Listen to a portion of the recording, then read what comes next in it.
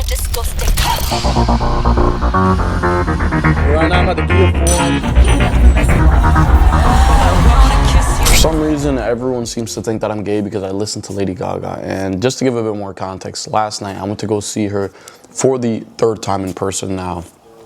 First time was at Coachella, second time was like way back in August, and then third time was last night, February of 2026. But yeah, I had went there. I've seen a lot of the beautiful people over there. I was seeing her, listening to her music, and when I was there, 3 people came up to me and were like, yo, are you like a big fan of Lady Gaga? Like, how come are you here? And I mean, the reason I was there was because someone that worked for Live Nation, like the people that were throwing it, had invited me. So he just told me like, yo, I have these spare seats. Do you want to pull up? And I just said, yeah, why not? But anyways, I was like, yeah, I'm a huge fan of Lady Gaga. And they were like, oh, so you're gay too? And I was like, oh, you know, I didn't want to just be like, no, I'm not gay or anything like that.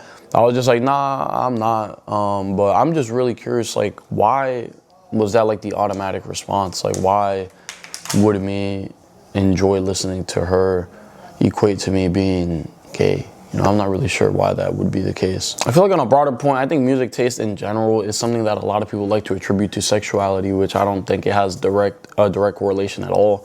I feel like the music you listen to is really just a lot to do with what do you find appealing.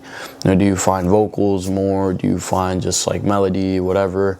You know, for example, a lot of people think that my music taste in general is very gay, but you know, like for example, I told one of my friends, I was like, yo, this is my playlist. I showed it to him.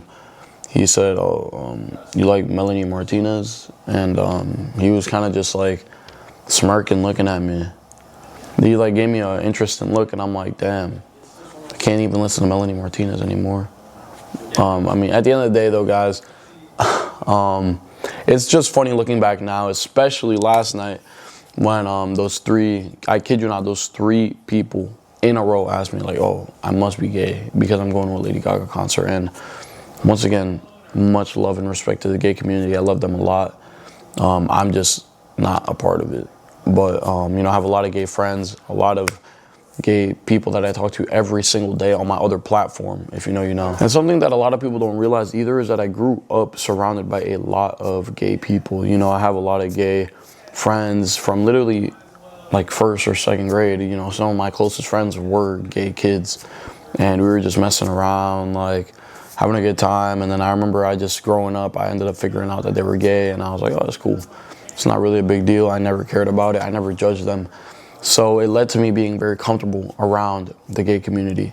So I think that's another reason why, you know, a lot of my gay subscribers that I have on my other platform, when I talk to them every day, it's none of it is like too foreign to me. You know, I'm still trying to learn more every single day.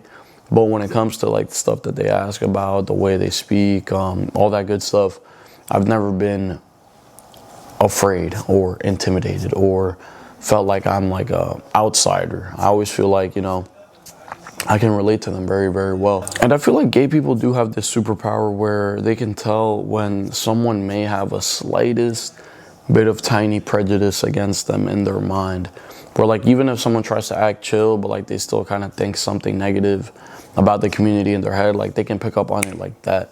And I think that's one of the reasons why I resonate with the community, and I'd say more so with my subscribers that much, is because they can tell that I genuinely am not judging them at all, and I don't have any negative opinion. But yeah, I think it's just really cool and kind of just funny to look back on now. The amount of feedback that I get from listening to artists like Lady Gaga and people trying to put a sexuality on a music genre or like a artist, which honestly, I will say she had such a huge impact on the people there. I will say, like I saw they like before the concert started, there was a billboard. There was kind of a billboard on there where people were submitting answers and like just questions and just statements. And people were saying like, yo, like you helped me really come out. Like your music really supported me, really helped me come out later in life. And it was a lot of people just showing the impact that Lady Gaga had on them. And that's something that I'll always respect about her, is she'll never take her audience for granted, and she knows the impact that she has. So yeah, I honestly think it was amazing. It was a really cool time. But I just really just felt like I had to address this, get it off my chest. Not in a bad way, but just like kind of just bring the humor or bring light to it, because I feel like it's a pretty common thing. But anyways, though, here's the footage of that concert. You know, I was kind of just messing around. I was really just living in the moment, at least I think so. But yeah, I was really trying to live in the moment during this concert. So, you know, the footage is kind of all over the place, but I was trying my best to record, but I was really just enjoying my time there. So yeah, check it out, roll the footage. Right now I'm at the Kia Forum, headed to go see Lady Gaga for the second time. If you remember, I came to this exact same stadium, and this is my second time coming here for free. And someone that I know got me in for free, you know, thanks to 369.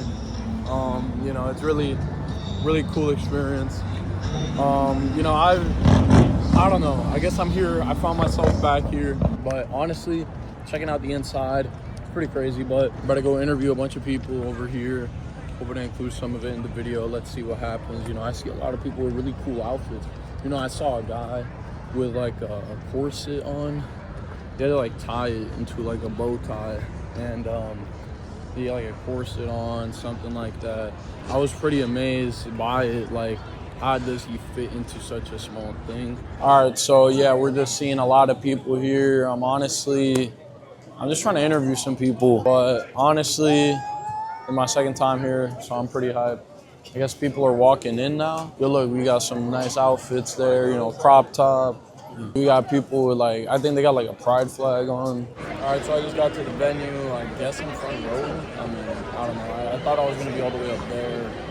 But hey, yeah, I'm here, I'm having a good time. I'm just waiting for her to come out, you know, I just don't know, honestly. I don't know how I ended up here again. You know, last time I came here at this concert, someone ended up spotting me, and I think the clip went viral, but I don't like, it was a pretty good time last time. It was decent.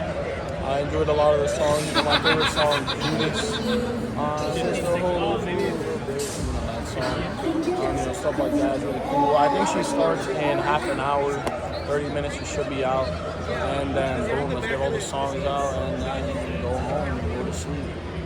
Yeah, that's what I'm really looking forward to right now. I'm thinking about going live on my back because, you know, I went live a little bit earlier because of the show. So I'm thinking that, you know, I'm going to go live once I'm back because there was a lot of people that were not active during the time that I did go live. So, yeah, honestly, I'm really looking forward to it. And, you know, we'll see. I don't train. Even after 3 times you can train me. Get your pulse up. Make the